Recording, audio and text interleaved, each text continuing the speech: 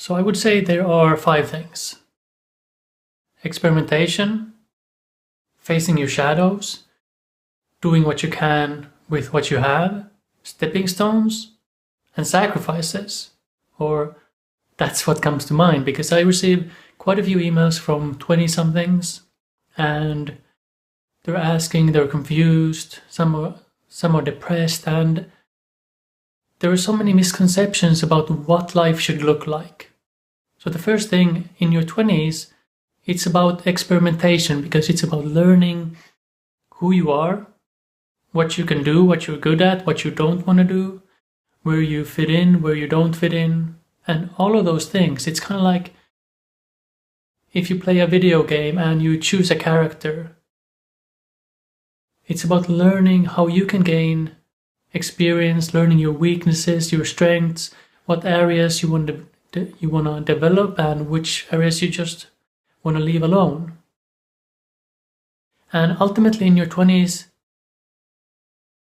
I was going to say it's about learning responsibility, but it's not something you have to do, but it's good if you do that. And what I mean by that is taking responsibility for how you feel, where you are in your life, and doing the best you can with what's in front of you.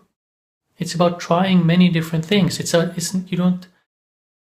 a problem if you don't know what your purpose is, what your passion is, what you want to do. None of that really matters, because it's about trying many different things. So in your 20s, you're in a candy store, you've never tasted candy, and now it's up to you to taste as many candies as possible so you can learn which ones you like, and then you can start moving forward from there. And the second thing is learning to face your shadows, your fears, because when you move forward in life, especially if you're doing something you find meaningful, fascinating, interesting, you'll be afraid, you'll have doubts. What if I'm not good enough? I can't do this.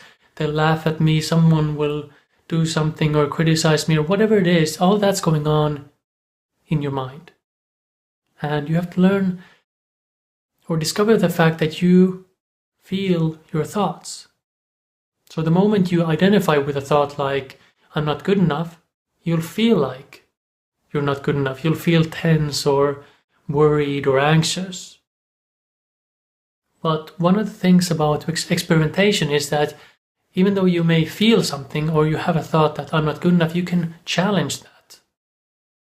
If you want to experiment with being a writer, maybe you can write an article, you can start a blog, and if you're afraid of doing that because you're afraid of putting yourself out there, you can challenge that thought systematically. You can take tiny steps toward doing it anyway, and what you'll discover is that nothing really happens. Even if someone criticizes you or does something, it's not the end of the world.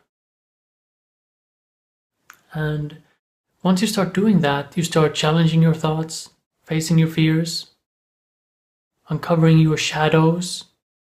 You start developing courage, the ability to take action despite being afraid, despite that voice in your head or those thoughts dancing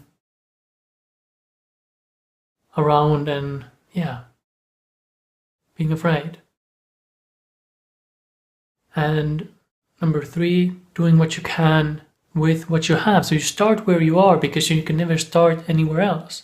And you know this is true because if you, let's say you want to be a writer and you don't know how to write a book. You want to write a book, you want to write a best-selling book, but you've never really written anything in your life. So starting where you are would mean maybe writing a short article instead of launching into a book. So the more you think about leaping into a book, the more paralyzed you feel. And again, it's the way you think about it, the way you frame something, that's how you feel, that's what's going to inspire you forward or not. So if you want to be a writer, maybe you have a job on side, maybe you're a waiter or work somewhere else, and you do the best you can at that job because you never know what opportunities might open up. And then on the side, you work on the skills you need to do something you find meaningful, like writing. Maybe you write articles, you start with a blog, or you start by journaling, and then you move to writing for others, or magazines, or writing a short book. Whatever it is, it'll present itself as you take steps forward, because that brings us to number 4, which is stepping stones. Everything is a stepping stone to everything else, and you don't really know what's coming next. The analogy I like to use is you're walking in a dense fog, and you can only see a few feet in front of you, but the more you move forward, the more you see, because those few feet keep moving forward and more steps keep opening up in front of you. And the same is true in life, especially in your 20s. The opportunities that open up for you, even if there's something you may not enjoy fully, take them and see what happens when you put everything you can into them. Work hard, improve, be of service, help people, because those are the people that other people want to open doors for, because most people complain, they want to be somewhere else, they're dissatisfied, and everything's wrong, everyone is doing everything, it's just not right. So when you see someone that's working hard, that's doing their best, and moving forward toward what they find meaningful, while at the same time doing their best with whatever is going on, I personally find that refreshing, and I'm sure many others do as well. So it's about stepping stones and realizing you don't know what life will bring you, but you know that when you do your best with what life has already brought you, that increases the likelihood that more doors will open for you.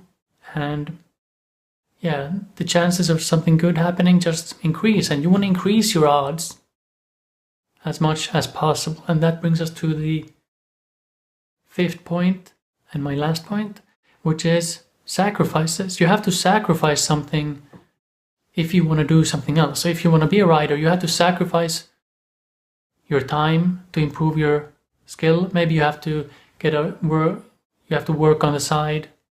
You have to do something you don't fully enjoy. That's a sacrifice. Maybe you have to sacrifice who you thought you were, or maybe you have to sacrifice the fears in your head.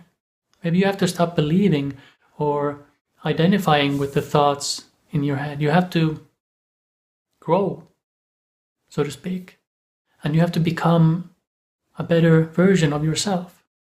It's like going back to the video game analogy. You have to level up. You have to gain experience, level up, do things maybe you don't enjoy doing, but you keep moving forward. You keep following those breadcrumbs that life leaves for you. And you do that by noticing what's interesting for you.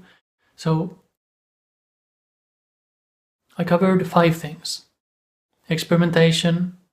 There's a lot of things in this world we don't really know what's going on. No one knows what's going on. The people around you are telling you what you should do. They don't know what's going on. You don't know what's going on. I don't know what's going on. But we don't have to know. We just have to experiment and find something we find interesting and meaningful, and then do our best. So step number 1, experimentation. Step number 2, face your shadows, your fears. Because when you challenge your fears, you take tiny steps despite what your mind says, you build courage, and you begin to realize that you don't have to listen to your mind all the time. Step number 3, do what you can with what you have. If you have a job you don't particularly like, well, do the best you can anyway. Improve at your job. Put your energy into it, because good things come from that. Doors open, you increase your odds. Number 4, everything is a stepping stone. We don't know what's going to lead to what. I don't know. I just know that I enjoy doing what I'm doing. And that doesn't mean that everything I do is meaningful or interesting or easy.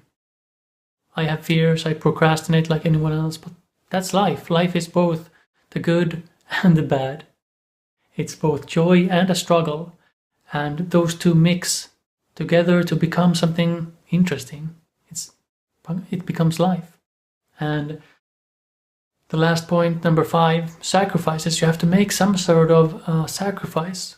If you're not ready to make a sacrifice, then you don't really want what you want. So that's what I have to say about that.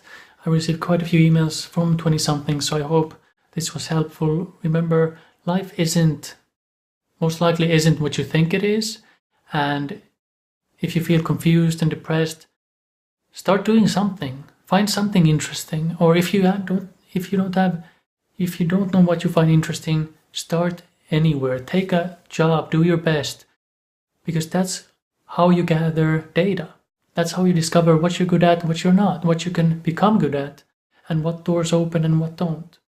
So don't take life too seriously. Have fun with it, experiment, take tiny steps, and don't believe what your mind says.